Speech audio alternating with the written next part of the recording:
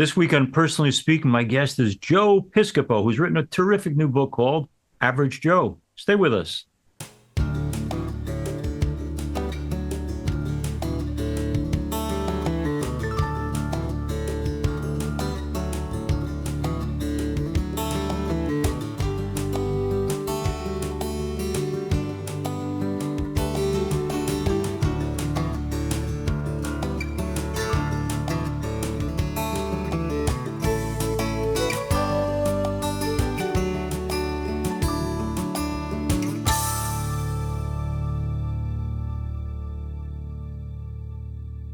Hello and welcome to Personally Speaking. I'm your host, Msgr Jim Lisante, an actor, comedian, singer, conservative radio talk show host. Joe Piscopo joins me now. Joe is often recognized as one of the actors who replaced the original cast on Saturday Night Live. Beyond Saturday Night Live, Joe's career spans from commercials to roles in major movies. Today, he hosts his own radio show, The Joe Piscopo Show, on 970 AM, The Answer, and he performs comedy, singing, dancing live across the United States and Canada. Joe is a self-proclaimed dork dad and is the proud father of Joey, Alexandra, Michael, Olivia, and Charlie. He has written a new book. It's called Average Joe, the Memoirs of a Blue-Collar Entertainer. And he's here with us to talk about that, about his life, his career, his family, and the Catholic faith and values that matter the most to him. Joining me now, I'm so pleased to welcome to Personally Speaking, Joe Piscopo. Joe Piscopo is our guest. Joe, I want our listeners and viewers to get hold of Average Joe. What made you say, I'm going to sit down and tell the story of my life? You know what, Monsignor, I had a friend. I'm going to just adjust my shot a little bit there. I love this. We're all like engineers now. We're like, Right. video engineers, right? So I had a friend who said long ago, you should write a book. And I went, yeah. Then when years went by, and then that same friend said to me, look, it's time you write a book. We're going to get a writer. So they put me together with Scott Lamb, and we did like you kind of do that test run. Right. And then it got to Forefront Books, who were great. They got to Simon and Schuster. So, and I'm thinking, he who humbles himself is exalted. Yes. So I'm thinking, I don't, who's going to want to read it, and I just said, let's just do it. Let's just go. So 250 pages later, and it just kind of explains everything. So it was my buddies that really pushed me into it, sir. I'm glad you did, because everyone knows some piece of your life, but this is the whole piece. Well, let's go back to that for a second. I'm always intrigued by how we get to be the people we are. I know that Nick and Cecilia, my parents, are certainly responsible for much of who I am. When you look at family of origin, what's the good stuff that came from being raised in your family? Well, I think my mother, I could talk to you about it, and you'll understand it certainly more than most, but my mother instilled in me a faith, a strong faith early on. So, and I remember we were at Bloomfield, New Jersey, and I can remember I got baptized in Holy Name in Nutley. I'm a Jersey guy, and then we went to Bloomfield, and we went to St. Thomas, and all I remember, you couldn't eat before communion. Right. So my mother would take us. We'd go to church, if you remember, and the adults were upstairs. This is before there's a beautiful church in Bloomfield, St. Thomas, and before they built that beautiful church, it was like just a downstairs. You had to go, and the adults went upstairs. You remember those days? The kids were all downstairs. Sure. Then we would go back, and my mother would make pancakes, and then she did the Sunday dinner at 2:00. So it was all about La Familia for me. Sunday on family, right? But it was, I think, my mother's faith, which makes my faith unwavering to this day. It's all about my mom. Tell me about mom. What made her who she is? You know what? It's interesting. Her parents came from Italy. Her parents came from Italy, so Okay. they came in. They went to Newark, New Jersey, one of 10 kids, and they weren't rich. My grandfather was like a foreman in a plant, and then they moved to a town called Rutherford, New Jersey, and all I remember is as a kid, having 1,000 relatives. It was so Italian, She would have New Year's Eve parties, and all the Uncle Jimmy and Uncle Joe and Uncle Emil and Aunt Jill, and it was wild. And she loved it. By the grace of God, she loved it. She loved it with the family, and the thing about my mother, if I may, and Monsignor, I come in here in my little office here out in Western Jersey, where I talking to you from now. And you make an appearance, Boys and Girls Clubs of Italy, the Italians, give me an award, or the Boys and Girls Clubs. And I put this on my wall, and I'm very proud of trying to give back. My mother, not a plaque, not a Yeah. note, not a Right? letter, huh? Yeah. And selflessness to family, and never, and on her deathbed, which she died just a year ago, 99, God bless, 99 years old, and I could see her. She didn't want to go. She didn't want to Mm. go, and she's gone. And I see her breathing, hanging on. You all right, Mom?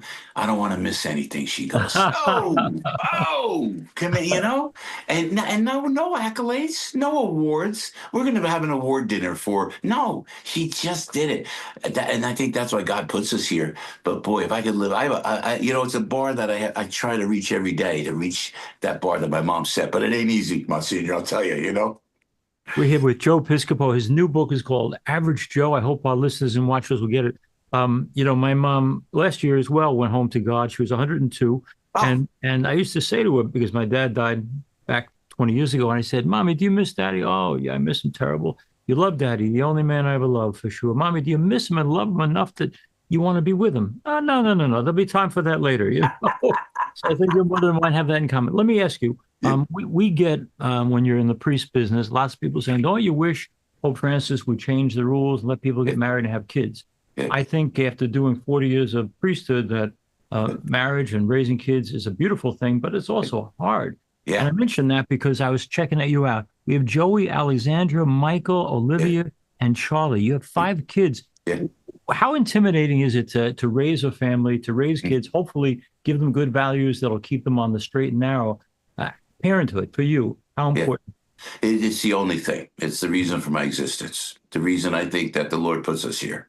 Because if you just go, I always see, um, when you go into this, and my son Joey was born 40 years ago now, over 40 years ago, and he was born. I remember holding him in my arms, and you can't explain this, but you can't. I hope I can explain it clear enough. The instinct, the love between a parent and the child, it's frightening. It's like you feel an instinctive, you have to protect this child. It's like you can't describe it. It transcends every other feeling, every emotion, and then I just dedicated myself to being a father, to be a good father. And my buddy, my big buddy from Philadelphia, one of my best friends, he reminds me on the beach down the shore in Jersey. I was 15. He remembers me saying, "I want to be a father. I can't wait till, and I want a son." Yeah, Italian. I'm Italian. What do I got to tell you? So I remember as a kid, I was saying that. So when I had a son, he was born. And then, I had the daughters. They are my source of existence, uh, financially, spiritually. But it's tough because you have so many outside forces coming in, Yeah. so many forces that are almost, if I could say this to you, but not on the outside, probably, that are almost satanic. And you go, how Yeah. is this happening? And you got to get your kids right down there. I enjoy it. I love it. And I live for it. And is it easy? I've gone through some tough times, Monsignor. Tough times. You make your own journey. I'm not blaming anybody else. You make your own journey. But for me, fatherhood is a privilege. It's a privilege. I mean, you have your parishioners, that you have thousands of really who are your children, Family, big your family. flock, Monsignor. I Right. don't know how you do it. But if I may, if I can, for a second, thank you for being a true disciple of Christ that you are, because I have priest friends. I don't know how you do it. You're at a funeral, and then you do a wedding, and you Right. go right from one to the other, and you Yeah. got to do a That's homily right. there. It's I don't know true. how you do it. And they call you last minute. And this, as my mother's passing away, I could see she's going. Then I call Father George from Notre Dame Parish Right. in North Cornwall. And I go, I think this is it. That he comes to give last rites. He gives last rites. Father George is there. I'm here. My son is there, and my sister's there. My mother starts to talk, and I see she's talking and carrying on a conversation in her last breaths. And I looked, and she was on the other side already. She was on the other side already. So I said to Father George, I go, she's on the other side. And he said, that you would understand, Monsignor. He goes, well, yeah, that's why I'm here. I mean, I like you understand it, and Yes, it I chills do. down my spine. Yeah. It gave me such reassurance that she's going to be okay, Yeah. But that time, just to lighten it up, she goes to the other side, talking back, last rites. She opens her eyes and she goes, "I want to sit up." Like that, we sit her up, and then she goes like this. I want Chinese food. I said, you know the thing. She's And not then going anywhere yet. You're right. yeah, and then a couple of weeks went by, and she did finally pass away. But boy, I tell you, I witnessed that more than ever. And Yeah. as a father, it gave me assurance too that I know I'll be the grace of God, I'll be in a better place. And I try to tell my kids that, and then I'll go, forgive me, but you'll understand this. And it's great to be able to talk with somebody that understands it, because you can't, because they think we're nuts in a cult or something. But when I go to a place called the Blue Army Shrine, Monsignor. You got to see the Sure. Blue Army Shrine out in Asbury, New Jersey. It's Yes. Fatima. It's like Mhm. a whole tribute to Mary. Right. Man, you can feel it like a thunderbolt. Because this Yeah. is why you do, and I can't tell Yeah. you how much we respect what you do, leading spiritually thousands and thousands of people. That is a gift, and that is a commitment that you make that your parishioners and myself never take for granted, sir. But when I go out, I can feel it. I can feel that. I want to get that to my kids. And Yeah. sometimes you don't know if they have it or not. I want to get what my mom gave to me to my kids. So it's never ending. It's not easy, but I love it.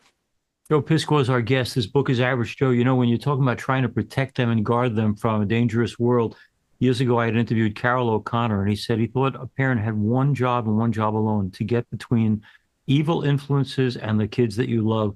Let me ask you though, when you try to guide your kids and Yeah. say, don't go down that path, it's going to lead to bad things, do they Yeah. listen, Joe?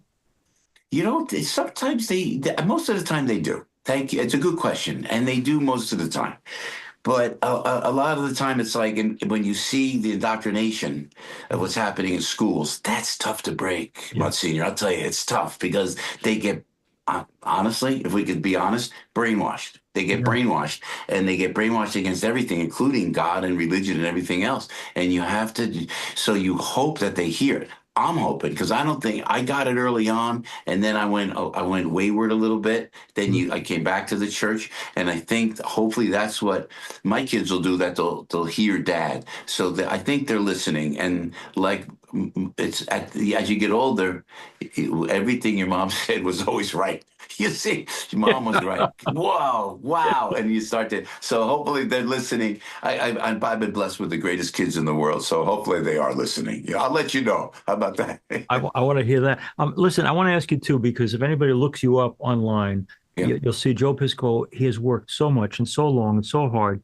But Joe, in everyone in the arts, and that's what you are, yeah, goes through a time when they were perfect for a role. They should have gotten it, didn't get yeah, it. When yeah, you've gone through disappointment or it hasn't come to you the way you thought it would, yeah, how do you put in perspective the challenges of disappointment, rejection, all part yeah, of the job, I know, but yeah. nobody's ever good at handling that. How do you handle it, Joe? Yeah, I just feel like it's the journey laid out. I'm one of those guys, and I don't think it's a cop out, but I always think the journey is laid out. I'm on the radio now, 4 hours a day. Yeah. If I may, Monsignor, on AM Yes. 970, we do Salem Media, New York, 4 hours, syndicated, streaming all around the country. And then on Sundays, I do Sundays with Sinatra. Why am I stood, and it's great to be able to talk to you like this. I stood in front of Mary the other day. It was the feast of Saint Blaise. Had to get my throat blessed, you know that. So I Right. went to Father Luke, and then I stood for. There was a great. You could just feel it there at the Fatima, and I found myself saying to Mary, put me on the journey that I need to be on. Take me Mhm. where I need to go. How can I best serve? I'm saying that. I never said that when I was younger. Yeah. So when something doesn't turn out like that, that's that journey, I think, is laid out. Is that a cop out? Is that an excuse? Is that a defense mechanism? Maybe, but that's the way you deal with it. But I'm one of those guys. I think I'm too dumb to get like offended. I'm too dumb to get upset. I go like, you know what? That guy was better for the role anyway. I'm one of those guys, So I don't get because I know from watching my mom pass away, we are renting space here. Yes. We are here for a limited time, and it is our responsibility. And in the name of my mom, my dad too, my hero, is that you got to make the best of it. You got to do the best you possibly can. And if something doesn't work out, you just got to keep going. That's what the book's about: survival. It's about just staying in it and don't let them get you down, man. And you could survive. And as long as you're working, you have to be very grateful for that. Yeah. And speaking of those guidelines for living, Joe, both in the book and elsewhere, talks about the fact that four principles have gotten him through: a deep and effective work ethic, being able to reinvent himself from time to time, never quitting, staying faithful to the process, and always driving to survive. Have those principles gotten you this far, Joe? And do you believe in them? Yeah, I think so because it's about survival, and again, reinvention is very, very important. I looked at one of my entertainment hero, Frank Sinatra. I mean, my goodness gracious, people forget in 1951, his career was over. He came out, he was the origin of the superstar. It was Frank Sinatra. It could have been Enrico Caruso. It could have been a couple, maybe Al Jolson, but it was really Sinatra. Valentino before that, but Sinatra was the ultimate superstar, and there it was, and he was going from the war years, and then 1950 it blipped a little bit. My goodness gracious, it stopped. His Yeah. voice stopped. Everything stopped. What is he going to do? They wrote him off. They said the worst things about him. And you know what? He really campaigned for that part in the movie From Here to Eternity. Right. And in 1953, it came out. And I just listened. I was preparing the show last week, and I was doing about Frank Sinatra and how he was in London, and he was doing like a BBC radio show. And the announcer said nicely, meaning he finished the song. He goes, "Oh, Frank, you're finished." Like the song, but Frank said, "I'm not finished. I'm not going anywhere. And anybody who says that, I'll take them out." I love that. And you know what happened? Monsignor, a couple months later, From Here to Eternity came out, and he won the Academy Award better than ever. So Yeah. reinvention is very important because the journey's laid out. Don't like Sylvester Stallone says, not how hard you're hit. It's about you getting back up into the game again. Joe has had the privilege of taking on two roles. One is to be Ronald Reagan, and the other is to be Frank Sinatra. And am I right that you got to meet both gentlemen? Yeah, it was. Yeah, well, Frank Sinatra is the hero, and when I did him on Saturday Night Live, they didn't want me to do him on Saturday Night Live. They knew I did. At my audition, I did Frank Sinatra, and I sang, "I don't stand a ghost of a chance with you." I did like that. They said, "Oh, you got to do that. You should do that impression, man." I go, "I'm not doing it," and I said, "I'm not going to do it," and it was out of respect for my father. They were the Mm, same age. They were North Jersey Italian Americans. yeah. And I said, out of respect, I can't do it. So I fought it. They kept saying, "Joe, we need a character. We need you to do the Frank Sinatra character on Saturday Night Live."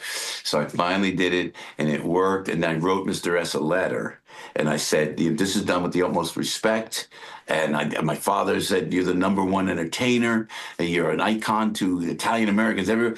You know what? And I never heard back until I got an invite to the Friars Club, and Okay. it was a roast of Dean Martin. And it was on embossed gold, I ran into Eddie Murphy's office. I said, "Look, man, I got invited to the Rat Pack, And so I got invited to go. And who was the master of ceremonies? Frank Sinatra. Oh, And I wow. did Frank Sinatra to Frank Sinatra. And it was true. And the story goes, and he was there. He had Jack Daniels in his hand. He introduced me, and I'm up there at the podium, and he had a cigarette, and I sang that exact song. I said, "I love the way you say you, Mr. S. I love that. You, I do like that." And he looks at me, he goes, "That's pretty good. That's pretty good." And it's 2,000 people, Monsignor, and I go, "Hey, can I call you Frank?" And he said, "No." Like that. It was great. Let me ask you this, Joe. Yesterday, I was Yeah. 30. Today, I'm 70. And I'm saying, what happened?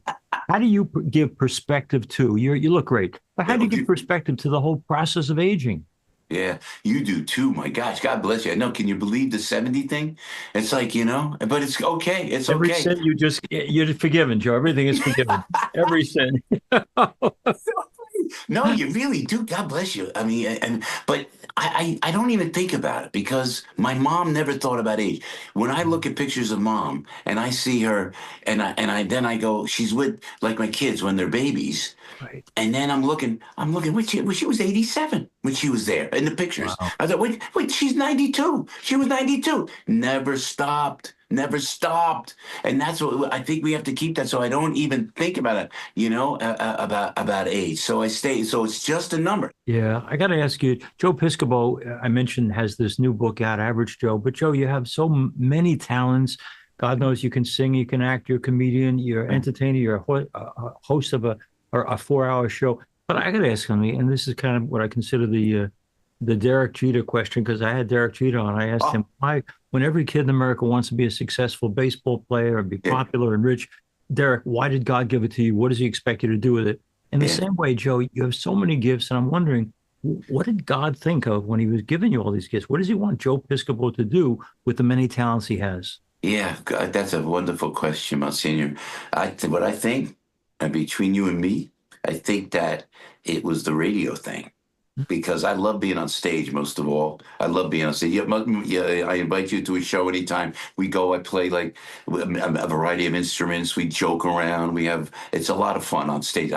That's my DNA. I'm like a blue collar entertainer. I really am. You do your show, you step off, you're as good as your last show. You got to do it all over. It's like, I don't know how you do the homily. You do one homily, you're done. You do 7 masses, and then it's Monday, and you go, what's my homily for the weekend? Yeah, I Yeah. don't know how you do it, but it's like God. So then I'm thinking, well, what am I gonna do? Because I've had the opportunity to do everything, and then I'm on the radio, and I clicked, and everybody's listening.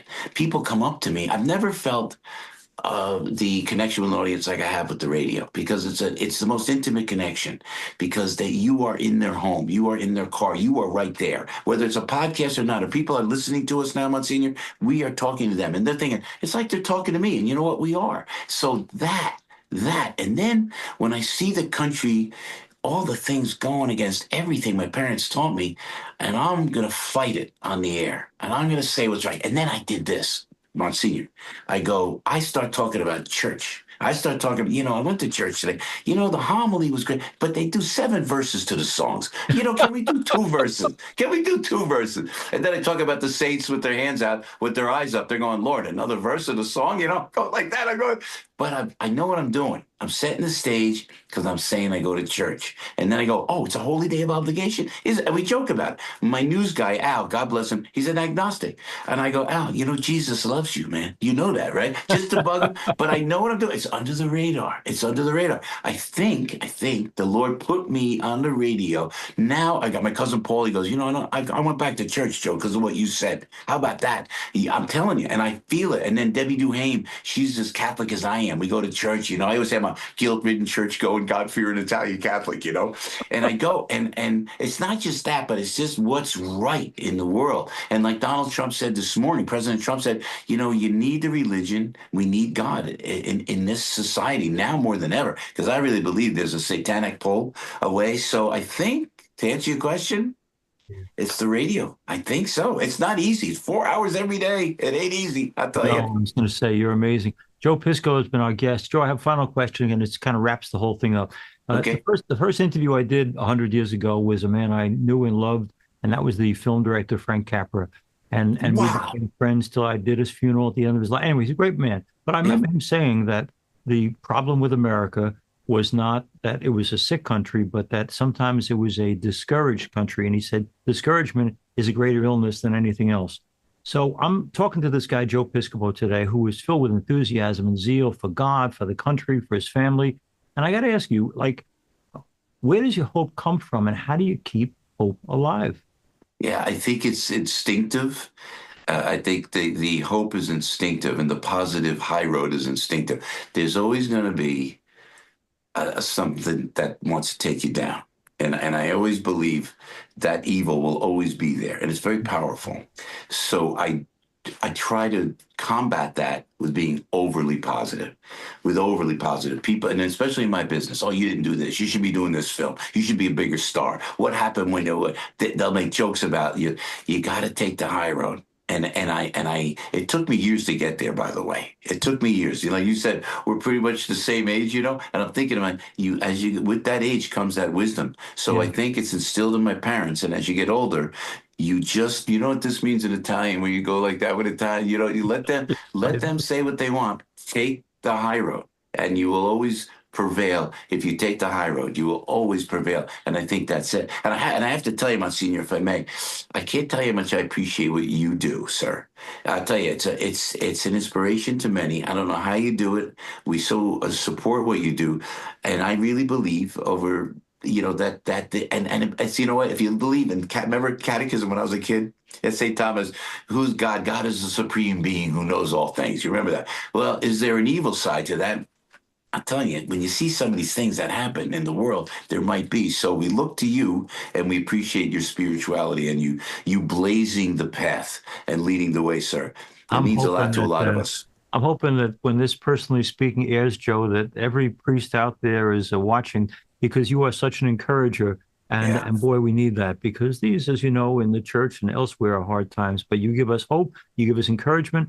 I want to thank Joe Piscopo for being with us. I want to say to our listeners and viewers, get Average Joe, his new book. I presume you can get it not only every bookstore, Yeah. but through Amazon or all those Yeah. other places, right? Yeah. All right. But Joe, Absolutely. thank you. More important than anything else, thank you just for being you, because Ah, you're amazing. My producer's sitting here and she's rolling on the floor at some of your lines, but it's just you. You just bring life and love and hope oh, alive, and you're a great thanks. encouragement to people like me. Joe Thank, Piscopo, thank thank. you for being with us. Sending my love and respect, Monsignor. Thank you, sir. Thank you, my brother. You're the best. Thanks for being with us on Personally Speaking. If you need to reach me, you can do that at personallyspeakingpodcast@gmail.com. You probably listened to this program on SiriusXM, the Catholic channel, 129, but you can also watch the program on YouTube by searching under Personally Speaking with Monsignor Jim Lisante. We're also on Facebook at Personally Speaking with Monsignor Jim Lisante, and on Instagram at Personally Speaking Podcast. If you go to Personally Speaking with Monsignor Jim Lisante, you are offered not only this interview, which you can watch, but also Sunday Mass. We'd love to have you as a extended part of the Our Lady of Lourdes family from Massapequa Park, New York. I'm privileged to serve as host and executive producer of Personally Speaking. Our producer is Lisa Janovitz. Thanks so much for joining us. We'll be with you again next time on Personally Speaking.